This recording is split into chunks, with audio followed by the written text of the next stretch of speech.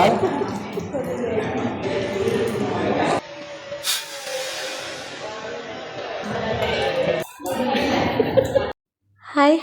කොහොමද?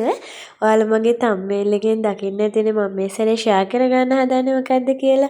මම ගොඩාක් ආසාවෙන් හිටියේ කොරියන් ෆුඩ්ස් try කරන්න. ඉතින් මගේ ෆෝන් එකේ මම ගොඩක් තැන් සේව් කරගෙන හිටියා කොහොම හරි යන්න ඕන කියලා. ඉතින් මම first time try කරපු දේ තමයි අද ඔයාලත් එක්ක ෂෙයා කරගන්නේ.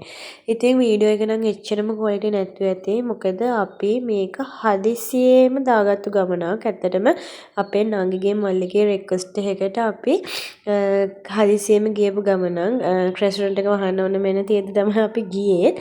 ඒකේ හින්දා ඉතින් පොඩි එහෙම මෙහෙම ගත්ත වීඩියෝ කැලි ටිකක් තමයි තියෙන්නේ. ඉතින් ඒ වගේන් තමයි vlog එක හැදුවේ. එහෙනම් ඉතින් ඔයාලා බලන්නකෝ.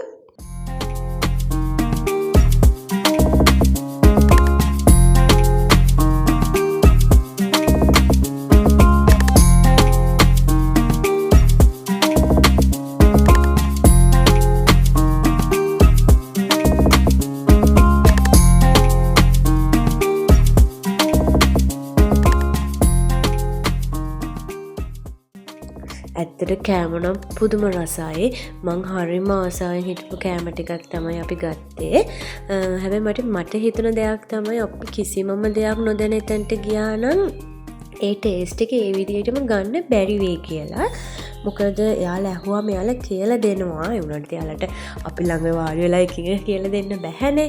ඉතින් ඒක නිසා මට හිතෙනවා අපි ඒක හරියටම ටේස්ට් එක ගත්ත. මොකද අපේ නංගි මල්ලි ගියපු හින්දා. මොකද එදෙන හයර් ස්ටඩීස් කරන්නේ කොරියන් වල. ඒගොල්ලෝ ජීවත් වෙන්නේ කොරියන් වල හින්දා ඒගොල්ලෝ හරියටම අපිට ඒක කියලා දුන්නා. ඉතින් ඔන්න බලන්නකෝ මං බනිස් කෑමේ තරගෙකට ගියා වගේ ෆීලින් එකක් තමයි මට ඒ වෙලාවේ ආවේ. මට ඒක එකපාරට කටේ දාගන්නකොට කටේ දාගන්න බැහැ.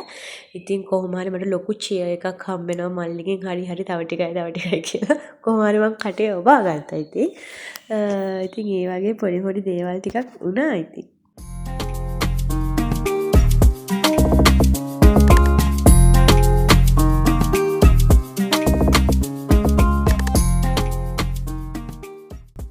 ඉතින් ඕන්න මං තනියම කන්න පටන් ගත්තා. හැබැයි මට චොප්ස්ටික් නම් යූස් කරන්න බැරි වුණා. මොකද ඒක මට ටිකක් පුරුදු වෙන්න වෙලාව යනවා කියලා මට තේරුණා. එහෙම වුණොත් මට කෑම මිස් වෙනවනේ. ඒක හින්දා මට කෑම මිස් කරගන්න නැතුව මං දන්න විදිහට ස්පූන් එක යූස් කරලා මං කෑම ටික කෑවා. හැබැයි අපේ හබිය නම් චොප්ස්ටික් වලින් තමයි කෑවේ මට මතක විදිහට. එයා නම් හොඳට පුරුදු වෙලා එයා කෑවා. ඉතින් ওই හැම කෑමකම වගේ ටේස්ට් එක අපි පළවෙනි පාරනේ දැනගන්නේ. ඉතින් ඕගොල්ලන්ට බලා ගන්න පුළුවන් අපේ ෆස්ට් ඉම්ප්‍රෙෂන් ඒ විදිහටම. ඔන්න බලන්නකෝ.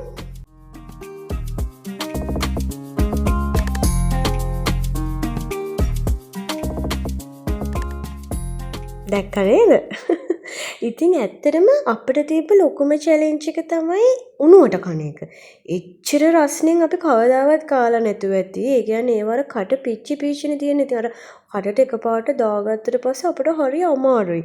ඉතින් පළවෙනි පාර දෙවෙනි පාර ওই වගේ පොඩි දේවල් ටිකක් වුණා ඉතින්. ඊට පස්සේ ඉතින් අන්තිම වෙනකොට නම් කෑම වලට උඩරිම සාධාරණයි අපි ඉෂ්ට කරා.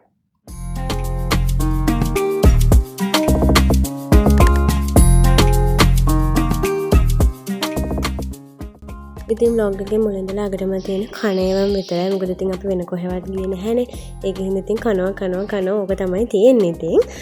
ඉතින් ඔයාලත් කොරියන් ෆුඩ් කොරියන් විදිහටම try කරන්න ඕන නම් ඔයාලත් යන සෝල්ට් බී එකට කෑම හරිම රසයි. ඉතින් ඔන්න ඔය විදිහට අපි කෑම වලට උඩරිම සාධාරණ ඉෂ්ට කරලා කෝපි එකකුත් බීලා උතන වැඩේ අපි ඉවර කරා. ඊට පස්සේ අපි අමතක කරගෙන මිස්ටර් හංගර් එකෙන් කැරමල් පුඩින් එකකුත් කාලා යන්න. කාලා කොහොම හරි අපි පුඩින් එකකුත් කාලා ගියේ. ඒකෙත් කෑම හරිම රසයි. ඒක මේ පැත්තට ගියොත් ඔයාලා ඒකත් try කරලා බලන්න. ඉතින් ඔන්න ඔය විදිහට අපේ ෆුඩ් ට්‍රිප් එක එන්ඩ් කරලා ඉතින් අන්තිමට තියෙන පොඩ්ඩක් සින්දුවක් දාගෙන අපේ ගමන අවසන් කරා. ඉතින් thank you so much. නංගිටයි මල්ලිටයි thanks කරන්න ඕනේ.